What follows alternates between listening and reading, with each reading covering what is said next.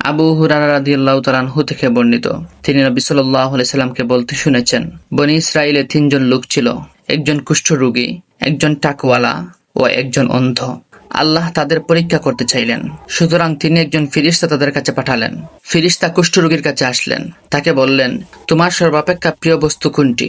সে বলল, সুন্দর রং ও সুন্দর ত্বক, এবং লোকে এই যে রোগের কারণে আমাকে ঘৃণা করে তা থেকে মুক্তি লাভ। ফিরিস্তা তার গায়ে হাত বুলিয়ে দিলেন, ফলে তার রোগ নিরাময় হলো এবং তাকে সুন্দর রং ও সুন্দর ত্বক দেওয়া হলো। তারপর ফিরিস্তা বললেন, কোন সম্পদ তোমার কাছে সবচেয়ে বেশি প্রিয়? সে বলল, উট, অথবা বলল গরু। এ ব্যাপারে বর্ণনাকারীর সন্দেহ রয়েছে। তো তাকে গাভীন উটনি দেওয়া হলো। ফিরিস্তা বললেন, আল্লাহ তোমাকে এতে বরকত দিন। তারপর ফিরিস্তা টাকওয়ালার নিকট আসলেন, তাকে জিজ্ঞেস করলেন, তোমার কাছে সর্বাপেক্ষা প্রিয় বস্তু কোনটি? সে বলল, সুন্দর চুল, আর লোকে আমাকে এই যে টাকের কারণে ঘৃণা করে তা থেকে মুক্তি লাভ। ফিরিস্তা তার মাথায় হাত বুলিয়ে দিলেন, ফলে তার রোগ থেকে নিরাময় লাভ হলো এবং তাকে সুন্দর চুল দেওয়া হলো। তারপর বললেন, কোন সম্পদ তোমার কাছে সবচেয়ে বেশি প্রিয়? সে বলল, গরু। তাকে একটি গাভীন গরু দেওয়া হলো। ফিরিস্তা দোয়া করলেন, আল্লাহ তোমাকে এতে বরকত দিন। তারপর ফিরিস্তা অন্ধ লোকটির কাছে আসলেন, তাকে বললেন, কোন বস্তু তোমার সবচেয়ে বেশি প্রিয়? সে বলল, আমার সবচেয়ে বেশি প্রিয় বিষয় এই যে আল্লাহ আমার দৃষ্টিশক্তি ফিরিয়ে দেবেন, যাতে আমি লোকজন দেখতে পাই। ফেরেশতা তার চোখে হাত বুলিয়ে দিলেন, ফলে আল্লাহ তার দৃষ্টিশক্তি ফিরিয়ে দিলেন। তারপর ফেরেশতা বললেন, কোন সম্পদ তোমার সবচেয়ে বেশি প্রিয়? সে বলল, ছাগল। তাকে একটি গর্ভবতী ছাগল দেওয়া হলো। তারপর উট ও গাভী বাচ্চা দিতে লাগলো, ছাগলটিও বাচ্চা দিতে লাগলো। তাতে প্রথম লোকটির 1 মাঠ ভরা উট হয়ে গেল, দ্বিতীয় ব্যক্তির 1 মাঠ ভরা গরু হয়ে গেল, আর তৃতীয় লোকটির 1 মাঠ ভরা ছাগল হয়ে গেল। তারপর অনেকদিন পর ফেরেশতা কুষ্ঠ লোকটির কাছে তার রূপ ও বেশে আসলো এবং বলল, আমি একজন মিসকিন লোক, আমার সফরে সবকিছু শেষ হয়ে গেছে, সুতরাং আল্লাহ ছাড়া, অতঃপর তোমার সাহায্য ছাড়া আজ আমার গন্তব্যে পৌঁছার কোনো উপায় নেই।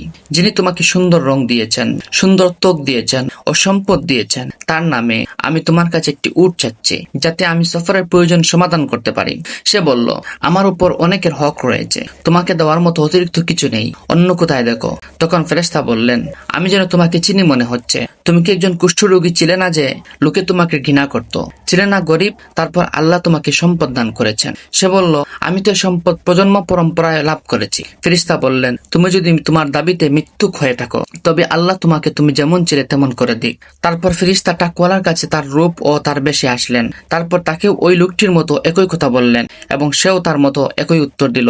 শেষে তিনি বললেন, তুমি যদি মিথ্যুক হয়ে থাকো, তাহলে আল্লাহ তাআলা তোমাকে ওই রকম করে দিন যেমন তুমি পূর্বে ছিলে। তারপর অন্ধ লোকটির কাছে তার রূপে ও তার বেশে আসলেন, তাকে বললেন, আমি একজন গরিব মানুষ ও একজন পথিক, সফরে আমার সব পাতেও শেষ হয়ে গেছে। আজ আল্লাহ ছাড়া এবং তোমার সাহায্য ছাড়া গন্তব্যে পৌঁছার কোনো উপায় আমার নেই। তোমার কাছে আমি সেই আল্লাহর নামে একটি ছাগল চাচ্ছি, যিনি তোমাকে দৃষ্টিশক্তি ফিরিয়ে দিয়েছেন, যাতে আমি সফরের প্রয়োজন সমাধান করতে পারি।